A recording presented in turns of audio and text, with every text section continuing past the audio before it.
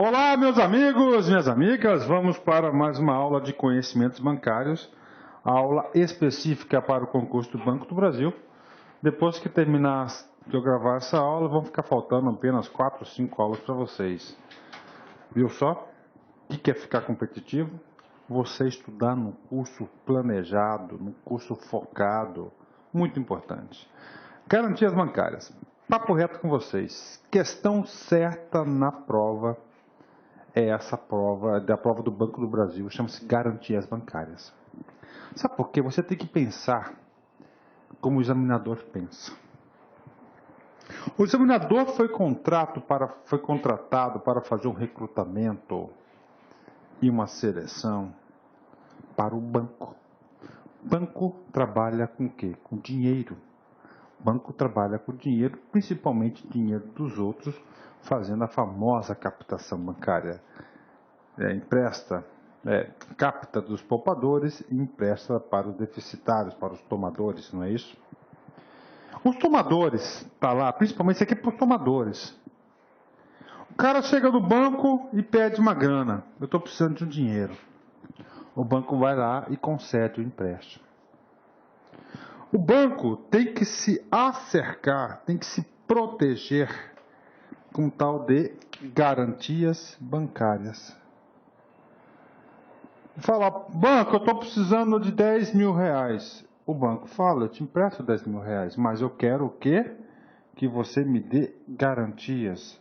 E nós vamos estudar aqui as garantias, que podem ser garantias pessoais e que podem ser garantias reais.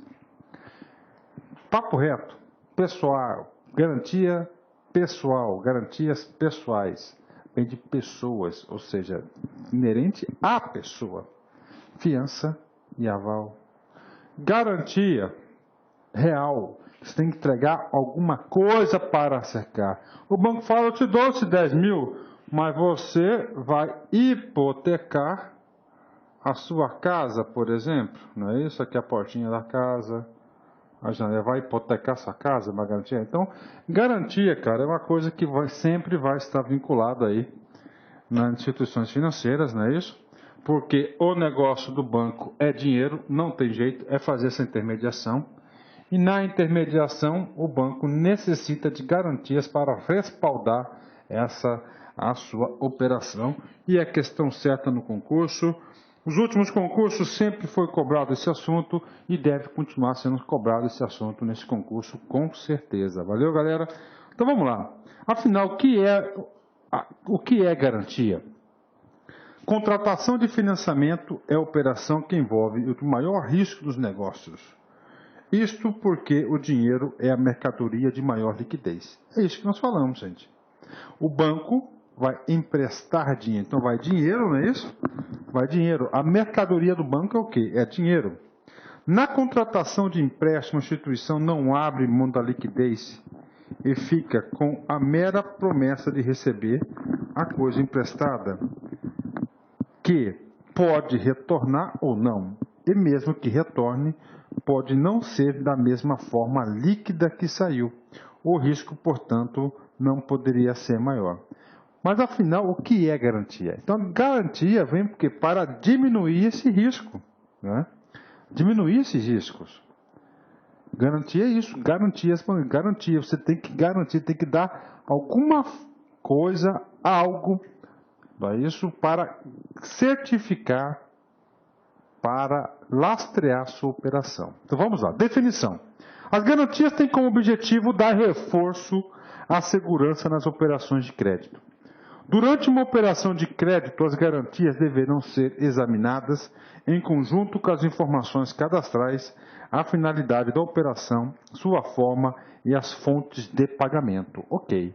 Então tá aí para vocês, conceito básico de garantia, né? Mas o que cai em prova, cara, não é essa parte conceitual da garantia. Até o momento da aula, eu me esforcei aqui para passar para vocês a seguinte mensagem: que o banco opera com dinheiro. E principalmente nas operações passivas, não é isso? Que vão sair o recurso, não é isso? Vai sair o recurso através das suas linhas de crédito. O banco precisa dar uma garantia, uma maior segurança à operação, e ele vai pedir para o cara o quê? Garantias. E essas garantias que nós estamos estudando, garantia do Sistema Financeiro Nacional. Ok, mas agora nós vamos começar uma parte dessa aula que despenca em concurso público, chamado tipos de garantias. Cara, papo reto. Você não tem como ficar competitivo para uma prova do concurso do Banco do Brasil, Caixa Econômica, Banestes, qualquer outro banco, BASA, Banco Central, BNDES. Nenhum banco desses, se você não sabe quais são os tipos de garantias que nós operamos. Nós temos dois tipos de garantias.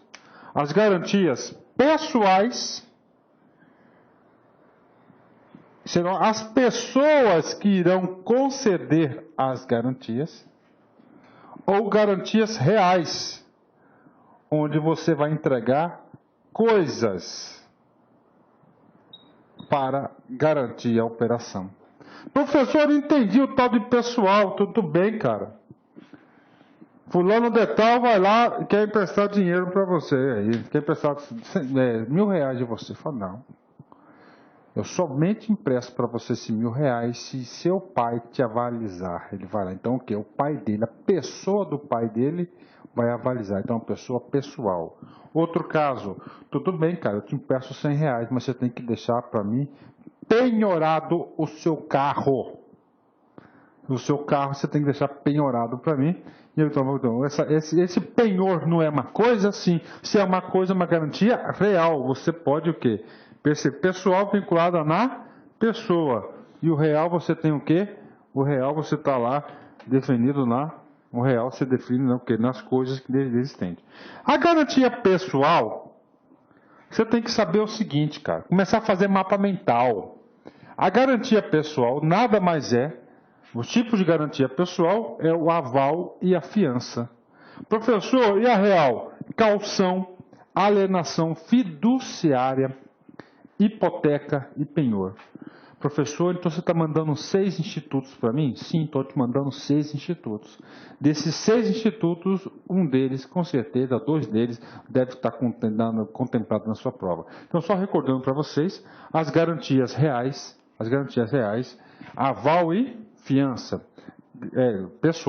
As garantias pessoais, aval e fiança. Garantias reais, nós temos quem? As garantias reais, nós temos aqui a caução, o penhor, a caução, o penhor, a hipoteca e a alienação fiduciária.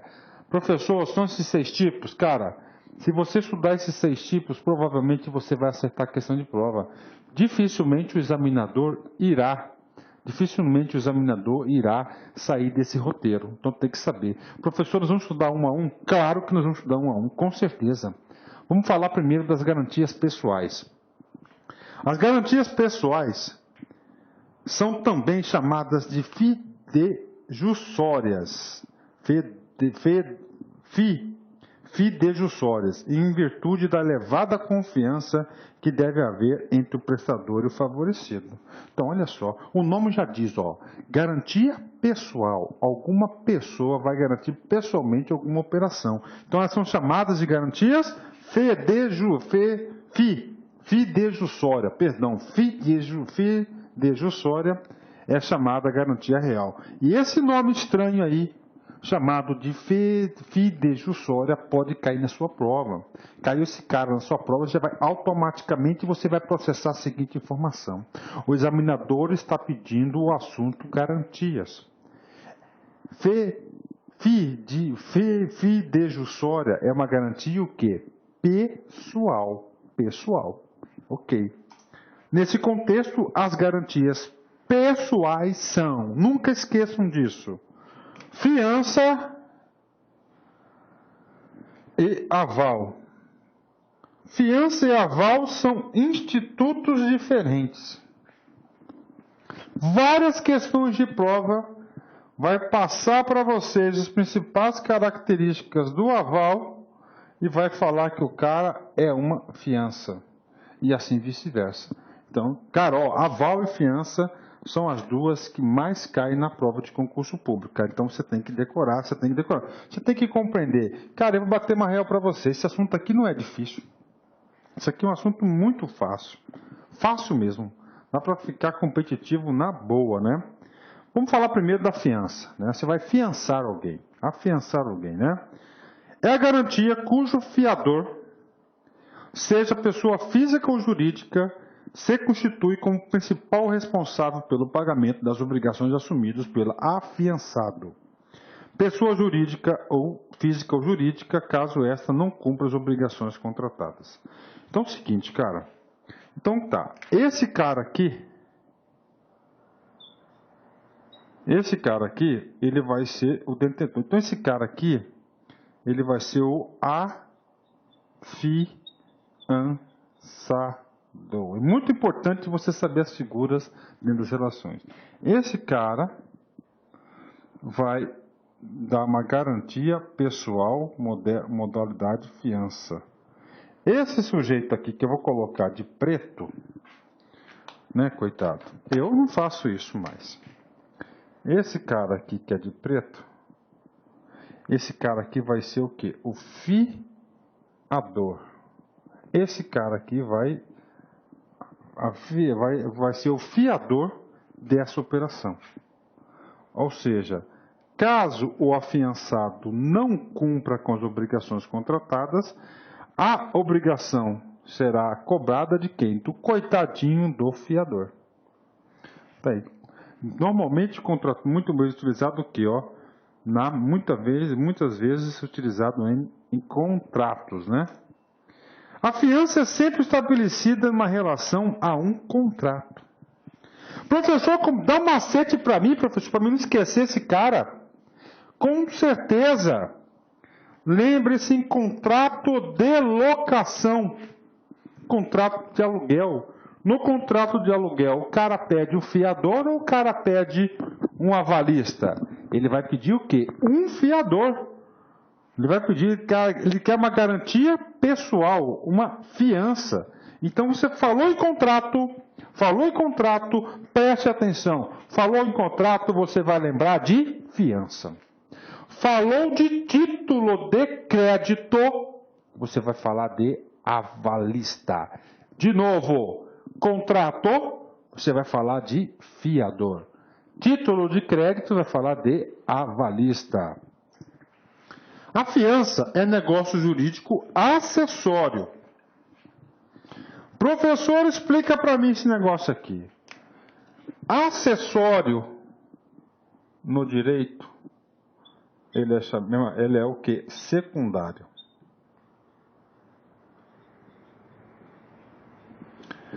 Secundário. Se você tem um secundário, você tem um primário. O primário vai ser o que? Ó? Principal. O principal vai ser o objeto do contrato. E o outro cara é acessório. Professor, eu não entendi a relação. Eu estou explicando para vocês. No contrato de locação, não é isso? Contrato de locação. A obrigação principal vai ser o quê? De pagar o aluguel. Não é isso? Caso não pague, vamos recorrer ao quê? Uma obrigação secundária. Principal, ela é primeira, é aquela que é objeto. Depois você faz o quê? A secundária, que é acessório. Já vi em concurso público o cara falar o seguinte: fiança é um negócio jurídico principal. Errado, ele é acessório, ele acompanha. É possível você fazer um contrato de locação, sem o instituto do avalista? Sim. Então, o secundário, ele ajuda, ele contribui, mas ele não é principal, pode existir sem ele. Então, já vi provas de concurso. Aliás, todas as garantias são o quê? São acessórias, não são principal. Pegadinha de concurso é assim. Então, fiança é um negócio jurídico acessório que tem por finalidade prestar garantia de pagamento de uma obrigação principal a qual adere. Então, a obrigação principal é de pagar, não é isso? O devedor da obrigação principal é o chamado de afiançado, cujo pagamento o fiador garante. Então, você tem o afiançado e você tem o fiador. Professor, uma pergunta muito importante, professor. Eu assinei, professor, tá? Eu assinei lá, olha só, preste muita atenção nesse caso. Professor, eu fui fiador de um sujeito, coitado, né? Porque, cara, não faça isso. Amizade é amizade, negócio é negócio. Então você foi fiador do cara no contrato de aluguel. O cara não pagou aluguel, professor. E agora eu estou morrendo de medo, professor. O locador, o cara que é o dono da propriedade lá, vou bater uma real para vocês, ele vai cobrar de quem? Quem que ele vai cobrar primeiro, professor? Ele vai cobrar primeiro do cara que foi o afiançado ou do fiador? Isso cai em concurso. Então nunca esqueçam, na fiança, a cobrança, a primeira cobrança é do afiançado, tá certo? Do cara que realmente contraiu a dívida. Se na execução dele ele não pagar, se ele não pagar, aí você faz o que? Uma outra cobrança para o seu fiador. Então, primeiro você cobra quem? Primeiro você cobra o cara que está lá, que assinou o contrato, o cara o responsável pela obrigação principal. O outro é só responsável caso o sujeito lá não cumpra com as suas obrigações. Mas, professor, isso está errado, professor. Sabe por quê, professor? Na prática isso não acontece, professor. Eu já fui executado no contrato junto com o cara, né? Mas sabe o que acontece na prática isso aí? Ô, professor desastrado, deixa aqui o seu computador. Seu computador não tem aula. Sabe o que acontece na prática? Papo reto para vocês? É o seguinte. Dentro do contrato que você assina, lá tem uma cláusula falando o seguinte. O fiador abre mão. O fiador vai renegar o quê? Vai renegar, tá certo? Vai renegar o benefício de execução. O que é o benefício de execução? Ele só vai ser executado em segundo lugar. Mas o contrato, as empresas colocam lá no contrato que ele abre mão desse benefício de ordem de execução.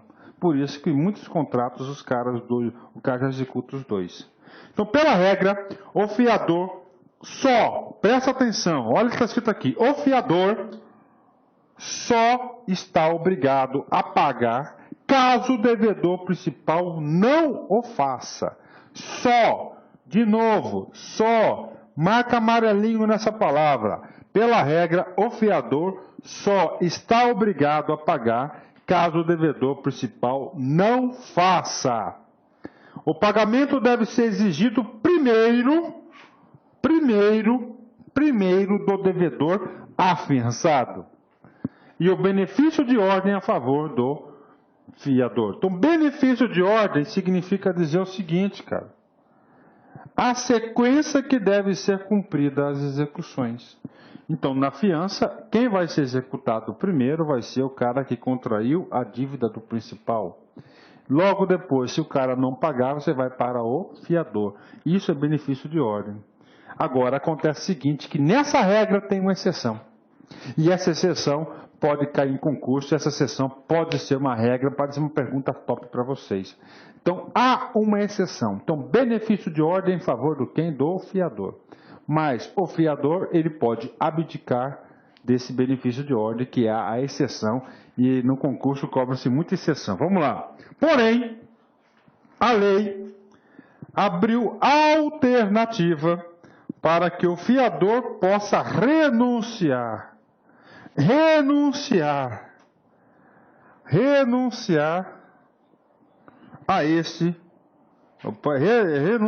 a este benefício, passando a ser devedor solidário e principal pagador, como se fosse o aval. Então tá aí para vocês. Então pronto. Então é o seguinte, quem que garante que o fiador não será cobrado primeiro? Quem vai garantir vai ser o tal do benefício de ordem que lá no Código Civil concede a ele. Só que esse fiador, ele pode renunciar. Essa palavra renunciar aqui, normalmente ela é mascarada nos contratos. E você renuncia sem ter a plena consciência. Você assina um contrato, que lá no contrato diz claramente que o fiador abre mão desse benefício. Então, ele abrindo mão desse benefício, dessa proteção, que ele pode ser executado, ele passa a ser denominado agora o quê? Como devedor solidário. Professor, o que é o devedor solidário? Devedor solidário significa dizer que o credor, o cara o cara na qual você está devendo dinheiro, por exemplo, ele pode o seguinte, executar todos ao mesmo tempo. Isso é chamado devedor solidário. E principal pagador como se fosse no aval. Como se fosse no aval. Então, no aval nós já sabemos o seguinte, no aval o cara não tem benefício de ordem. Benefício de ordem é somente no avalista, na fiança, perdão, somente no fiador, na fiança bancária, na fiança, né? Por haver mais de um fiador pode haver mais de um fiador para o mesmo contrato? E aí? Claro que pode. Você pode ter quantos fiadores forem necessários. Quanto mais fiadores para garantir a fiel execução desse contrato, melhor para todos. Não é isso? Diminui o risco, porque são mais pessoas na qual o cara pode estar cobrando. Então, havendo mais de um fiador na mesma obrigação, a responsabilidade será solidária entre os fiadores. Chama-se cofiança. Então, professor, caiu na prova o tal do cofiança. Meu filho, preste atenção, anote no caderninho, seu caderninho é importante, não é somente assistir vídeo. Só assistindo vídeo você não vai ficar competitivo, você tem que fazer o seu dever de casa. Caiu na prova o tal da cofiança, significa dizer que é o quê? Tem mais de um fiador para garantir essa obrigação principal. Havendo solidariedade entre os fiadores, aquele que realizar o pagamento subroga-se no direito do credor, ou seja, poderá cobrar a dívida toda do devedor, bem como a cota devida aos demais fiadores. Então está aí para vocês. Professor, explica para mim esse cara aqui, muito simples. Tá? O cara assinou um contrato, tem 5 fiadores. O principal não pagou. Ele foi executado. Ele foi lá e pagou. Ao mesmo tempo que ele pagou aquela dívida, a empresa na qual pagou a dívida para a empresa lá, liquidou, essa empresa e nem o credor não pode mais cobrar de nenhum outro fiador, porque os demais fiadores vão aproveitar desse benefício. Só que esse cara que pagou uma dívida que não era dele, ele pode o quê? Ele pode fazer uma ação de regresso e ele pode cobrar do cara que realmente contraiu essa dívida, ou também pode cobrar dos demais fiadores a sua devida parte, né? Professor, ok, a gente vai trabalhar em banco, professor, então o foco tem que ser em banco. Então, vamos lá. A fiança pode ser prestada por cláusula contratual no mesmo instrumento obrigacional do negócio principal. E a maior prática é essa. Então, dentro do contrato, você sabe que a fiança é executada, é realizada dentro do contrato, Lá no contrato vai ter o quê? Uma cláusula já definindo a fiança, né? As regras da fiança. A obrigação do fiador cessa com a morte, transmitindo-se aos herdeiros até a força da herança os efeitos decorrentes da responsabilidade até a ocasião. Então, isso aqui não é tão interessante. Então, olha só. Na fiança de pessoa física, é importante a ortoga uxória, ou seja, a assinatura do cônjuge contratante, a fim de cobrigar a responsabilidade do contrato. Agora chegou a hora da gente estudar esse cara aqui chamado outorga uxória. O que vem a ser outorga uxória? Significa dizer o seguinte, cara, você tem um casal, não é isso? Casal, é claro, 2 pessoas, né? Normalmente de sexo diferente. Esse aqui é o casal. Esse cara aqui vai até o banco, tá certo? Até o banco e assina um contrato de empréstimo. Nesse contrato há a previsão do fiador, tá certo? Do fiador, aliás, Aqui está o casal, vamos fazer coisa diferente. Esse desenhozinho está errado. Esse desenhozinho nós não vamos levar a lugar a nenhum. Vamos fazer de novo. Não corta a gravação. Deixa a gravação porque o professor gosta de deixar a gravação como se fosse ao vivo. E ninguém é perfeito. Quando você vê um negócio, cara, tudo bonitinho, tudo certinho, você pode, você pode já levantar a lebre, que não é assim. Então, outorga o Xória. Esse aqui tem um casal. Falou em outorga o Xória, você tem que lembrar em casal. Ok. Esse cara aqui, ele é amigo de Bento. Ele é amigo de Bento. Ok. Bento vai até um banco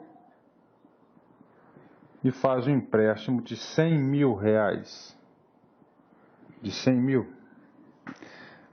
Quer fazer empréstimo. O banco, existe o tal do fiador.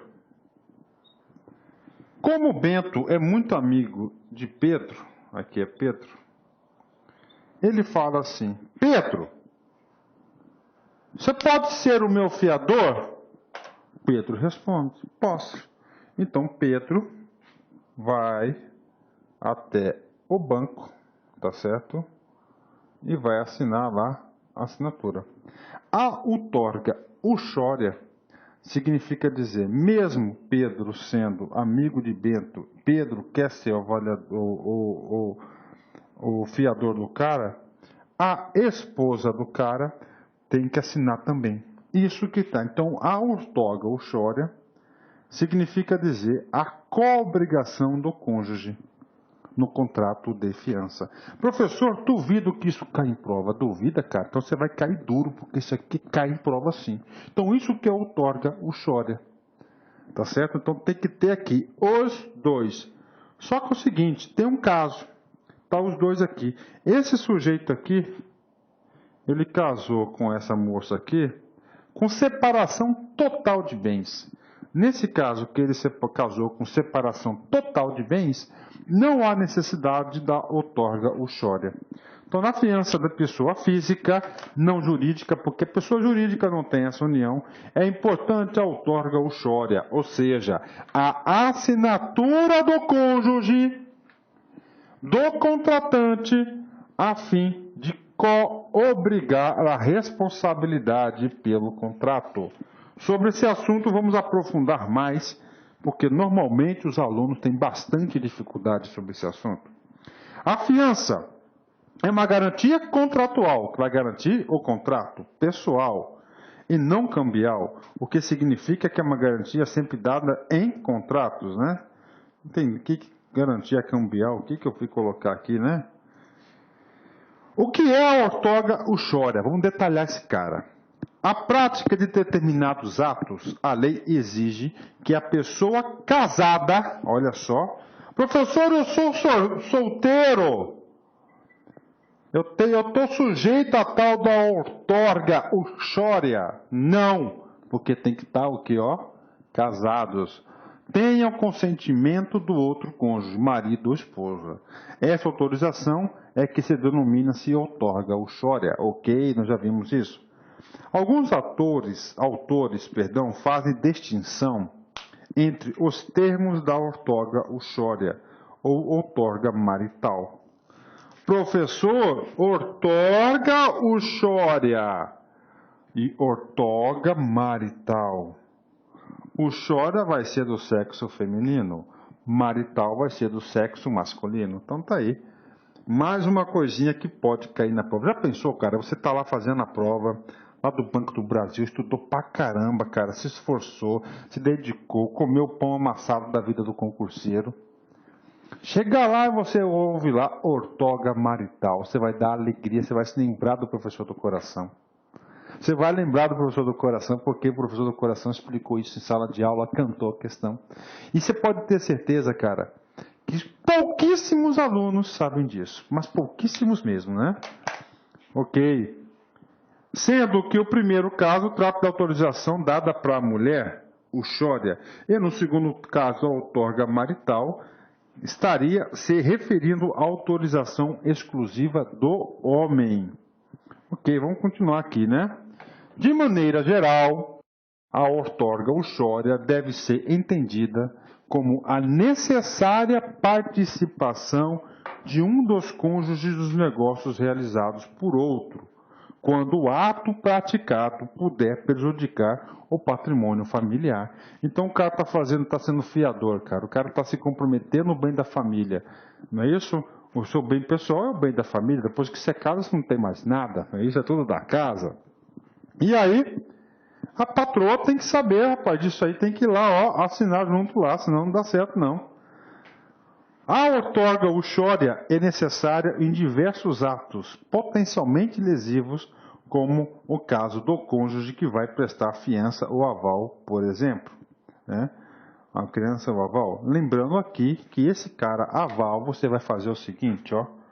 Você vai colocar aí um asterisco e uma interrogação, porque nós vamos estudar ainda lá no aval e nós vamos ver um dispositivo que vai contrariar esse texto. O que é a outorga uxória?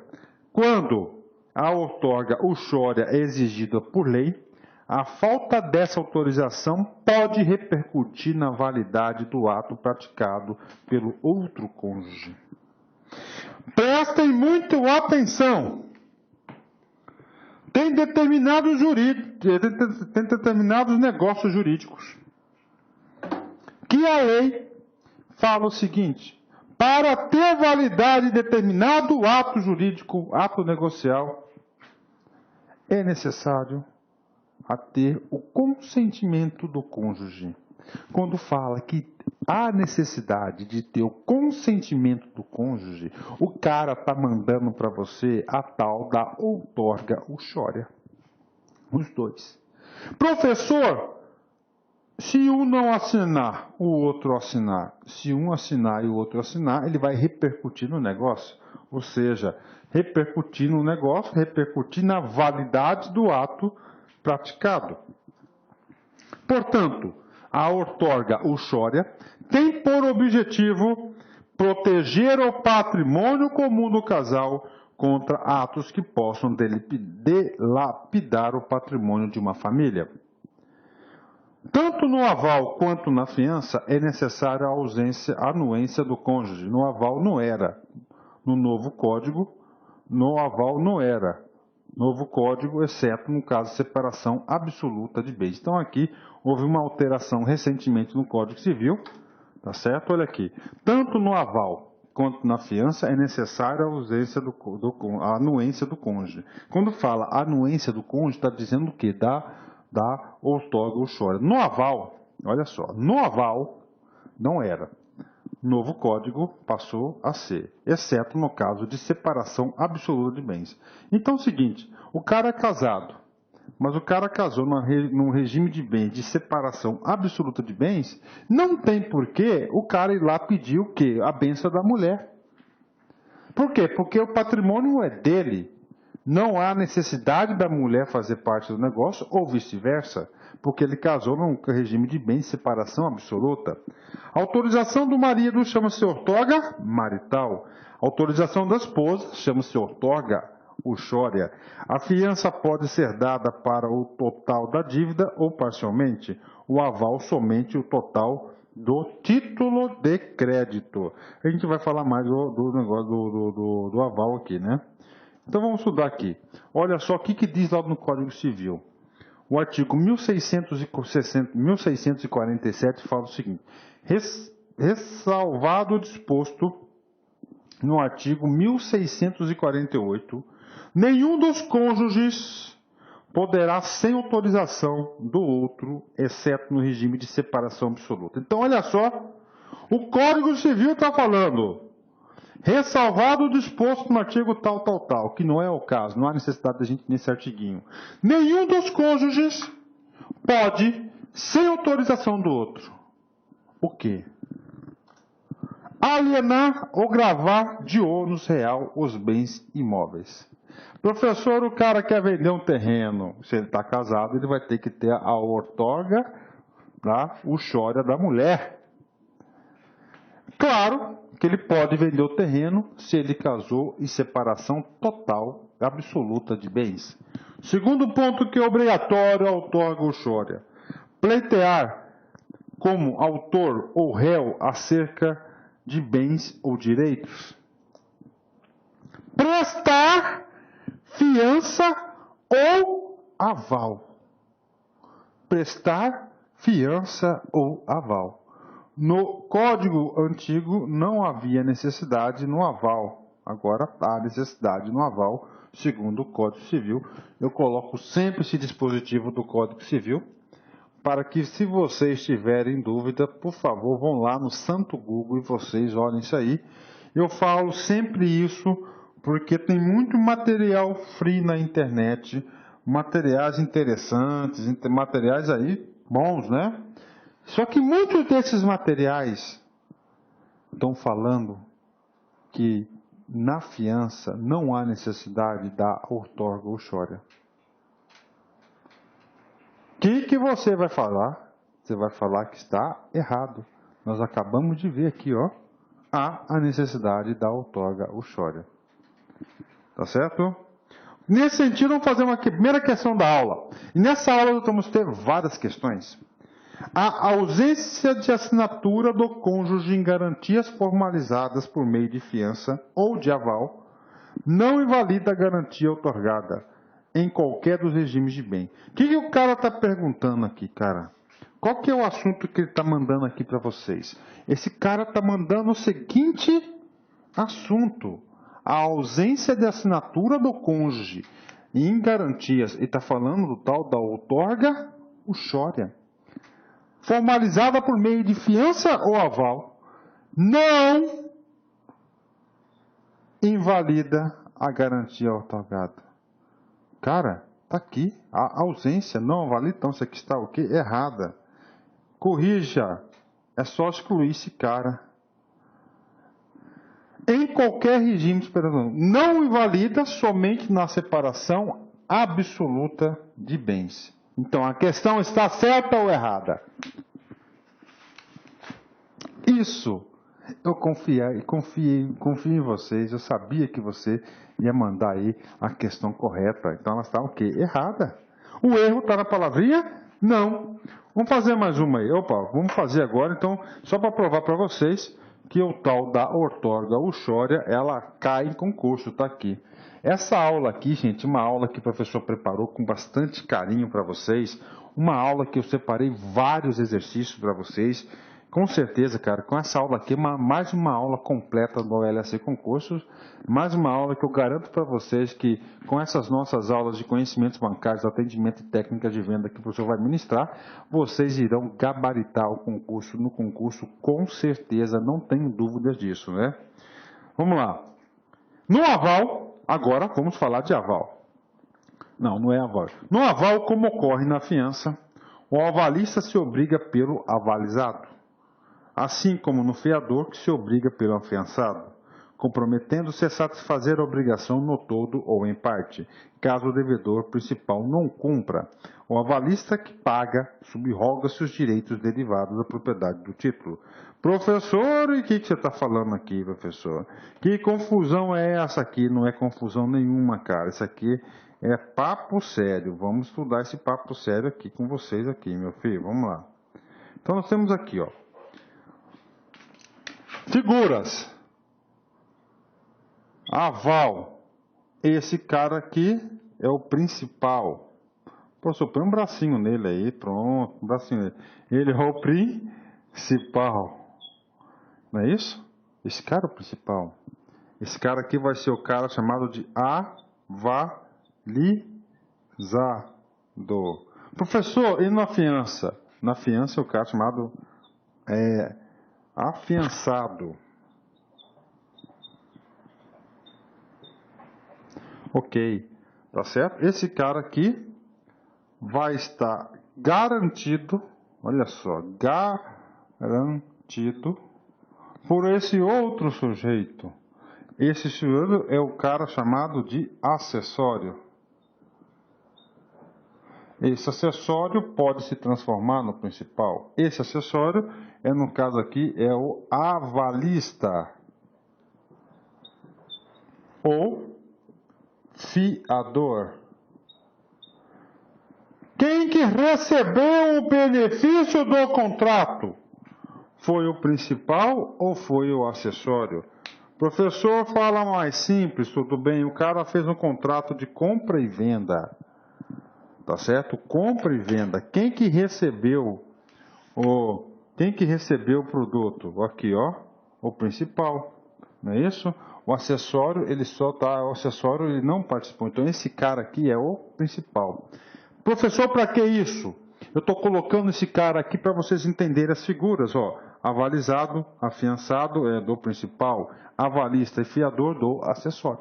Professor, por que o senhor coloca isso? Porque na prova do concurso o cara pode colocar esses termos. E colocando esse termo, você tem que se localizar. Tem que ter um mapa mental para fixar o conteúdo, senão não vai para frente. Não vai para frente mesmo, né? Não vai para frente mesmo, né? Isso aí, vamos embora. No aval, como ocorre na fiança, o avalista se obriga pelo avaliado. Assim, como assim obriga? Pô, esse cara aqui é gente fina, cara. Se ele não pagar, eu pago. Essa é a intenção da garantia pessoal. Assim como o fiador se obriga pelo afiançado, comprometendo-se a satisfazer a obrigação com todo ou em parte, e caso o devedor principal não o cumpra. O avalista que paga subroga-se os direitos derivativos da propriedade do título. Agora vamos explicar algumas das grandes diferenças entre aval e fiança. E cair. Na fiança é necessária a formalização da obrigação do fiador por escrito. Por escrito. Esse por escrito. Por isso que nós falamos da figura do contrato. Falou em contrato, estamos falando de quem? Fiança. No aval, basta o lançamento de assinatura no avalista do título. Tá aí, do título. Então você tem aqui, cara, ó, uma nota promissória. Uma nota promissória. Então tá aqui o cara titular, né? Fez. Aí nós temos o que? Essa nota promissória aqui, para o outro cara receber a nota promissória, ele exige a assinatura de um avalista. O avalista está falando o seguinte: eu garanto esse título aqui. Então, gente, essa garantia do avalista é sobre o título. É avalista do título, está aqui. É, professor, isso aí. Já no outro, você vai ter um contrato. Isso, um contrato e o cara vai assinar como fiador, por escrito, tá? Qual que é mais fácil? Claro que é no título, né? Só assinou aqui, pronto, você já é o quê? O avalista. É o avalista. B. A fiança é um contrato acessório. O aval é autônomo. C. Na fiança, a responsabilidade é subsidiária, salvo estipulação em contrário, aquilo que você quando vai se abdicar daquele seu direito. No aval, a responsabilidade é sempre solidária. Professor, papo reto. Fiança. Segue o benefício de ordem.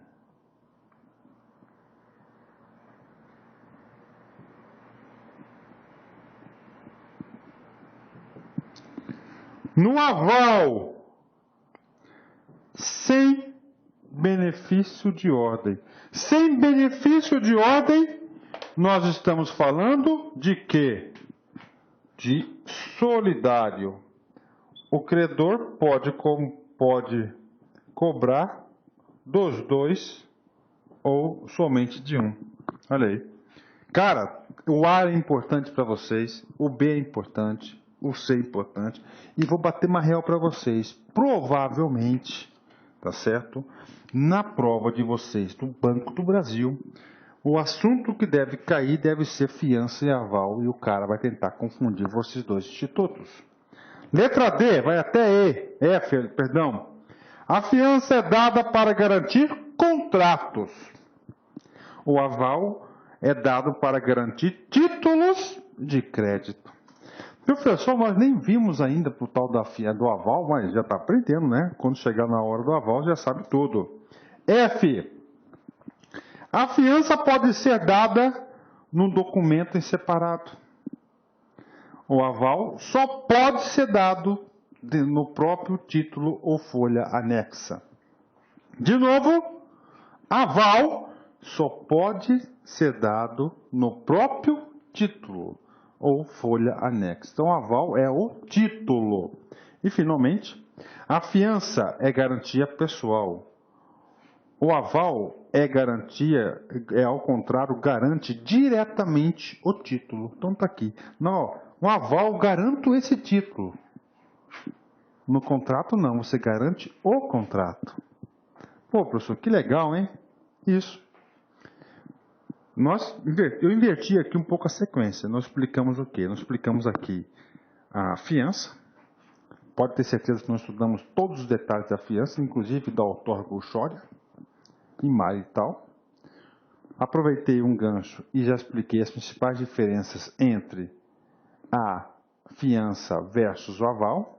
E agora nós vamos trabalhar, na verdade vamos só refixar porque nós já estudamos tudo sobre o aval, né? Aval é a promessa de alguém que faz cumprir obrigação de terceiro realizada através de um título de crédito. Se o obrigado não vier a cumprir, o avalista é quem concede o aval. O avalizado é a pessoa que recebe o aval. As figuras da relação já estudamos. Não existe aval em contrato. Não existe aval em contrato, somente em títulos de crédito. Professor, por que o senhor está repetindo, cara? Para martelar na sua cabeça, cara. Aqui você tem que aprender. O importante é fixar conteúdo. Eu me preocupo bastante com vocês nesse sentido. O aval é uma garantia pessoal e deve ser aceita desde que a pessoa possa constatar sua capacidade econômica e financeira e sua idoneidade moral, além da capacidade jurídica, se é maior de idade ou se não está interditado. O aval não pode ser limitado nem condicionado. O avalista responde pelo título como um todo. Olha que interessante. Na fiança você pode fiançar parte do contrato. Agora, no aval você tem que garantir 100% o título, porque você falou que aquele título é bom. Se o cara não pagar, você tem obrigação de pagar, você não tem benefício de ordem. O aval, dado por procurador, quando esse é o próprio emitente do título, tem a sua validade dependente dos poderes expressos, é claro, né? Ok. O aval prestado por pessoas jurídicas somente é válido quando permitido expressamente no contrato ou estatuto social da empresa. A simples omissão determina a impossibilidade de prestar o aval. Professor, o que é isso aqui? Isso aqui é o seguinte, preste atenção, comigo. Comigo. A empresa jurídica pode prestar aval? Depende. Depende de quê? Se o estatuto for omisso, não pode. O estatuto tem que permitir, o estatuto faz as regras na pessoa jurídica. Então, há necessidade de conferência na onde? Conferência no estatuto. Lembre-se que vocês estarão na linha de frente dos bancos. Os bancos têm operações de financiamento e empréstimos diversas. E muitas das vezes você vai estar obrigado a conferir lá no estatuto da empresa, com o contrato do estatuto da organização, se lá está permitido o cara conceder aval ou não aval. Pode ser objeto de prova isso aí. O aval prestado por pessoas casadas, vamos lembrar do quê? Da uxória, não é isso? O patrimônio do casal até o limite da meação do cônjuge, que é a metade do patrimônio. Portanto, é recomendável que tome também um aval de outro cônjuge, por exemplo, se o marido entra com um aval, é recomendável vice-versa. Só que esse assunto aqui do cara que é casado aqui, tá certo? O professor vai retirar esse cara aqui, porque eu lembro que eu falei lá, porque isso aqui está valendo rigorosamente o Código Civil, inclusive para a banca que você vai prestar o concurso. A banca que você vai prestar o concurso entende dessa maneira, que é a Fundação Carlos Chagas. Professor, eu quero saber o que eu posso, professor, levar então disso aí?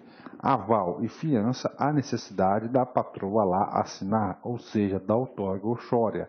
Lembrando o seguinte, que o cara casou em separação total absoluta de bens, não há necessidade de assinar, porque não houve a confusão, não houve o quê? Os dois bens não foram unificados no patrimônio. Tem o patrimônio do marido e tem o patrimônio da esposa, não é isso? Então, bora! Segunda questão de concurso. Na operação de aval, o cumprimento de uma obrigação baseia-se na confiança depositada no avalista? Claro, na operação de aval, você vai avalizar o título. A obrigação baseia-se na confiança depositada no avalista? Sim, exatamente, é no avalista. A questão está absolutamente correta. Segunda questão, BASA, CESP 2012, esse concurso foi difícil. A fiança deve ser autorizada pelo cônjuge do fiador, sob pena de nulidade. O aval, por sua vez, independe da autorização do cônjuge avalista. E aí? E aí? E aí? Errada. Por quê? Porque no novo Código Civil, tanto na fiança quanto no aval, há a necessidade da outorga, ou xória, ou marital, ou seja, o aceite lá dos dois cônjuges, né? Dos cônjuges na operação. Tá aí. Exceto quando o casamento está em separação total. Isso pode cair na prova de vocês. Mais uma questão. A garantia oferecida para o credor mediante fiança. Fiança. Em caso de inadimplência, o credor deve executar simultaneamente o devedor e o fiador? Mesmo que o fiador não tenha renunciado tacitamente o benefício da ordem. Então está errada a questão. Professor, vamos corrigir a questão? Claro. Na garantia oferecida por um credor de fiança, você sabe que a fiança,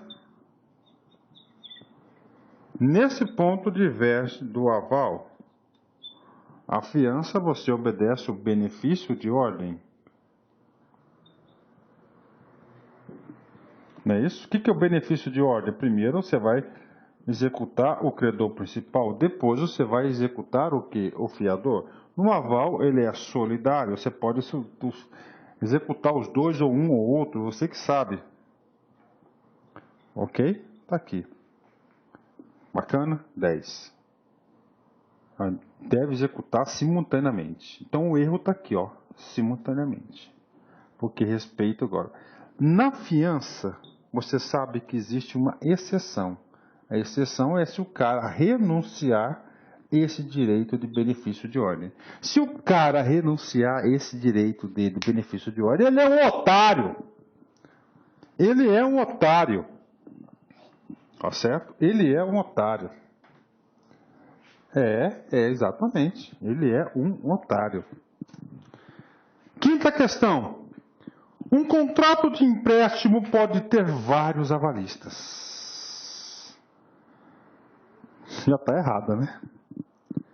Caso o devedor principal fique inadimplente, o credor deve exigir a liquidação do empréstimo primeiro do devedor principal e depois proporcionalmente cada um das avalistas. Acho erro. Um contrato de empréstimo não pode ter avalista. Contrato tem que ter fiador.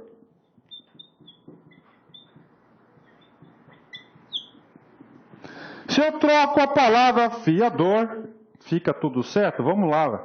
Um contrato de empréstimo pode ter vários avalistas. Caso o devedor principal fique inadimplente, vários fiadores, caso o devedor principal fica inadimplente, o credor deve exigir a liquidação do empréstimo primeiro do devedor principal e depois, proporcionalmente, cada um dos aqui tem que ser também o quê? Fiador. Então tá aí, 10 na questão aí, já corrigimos esse cara aí. Vamos explicar agora o tal de garantia real, garantias reais.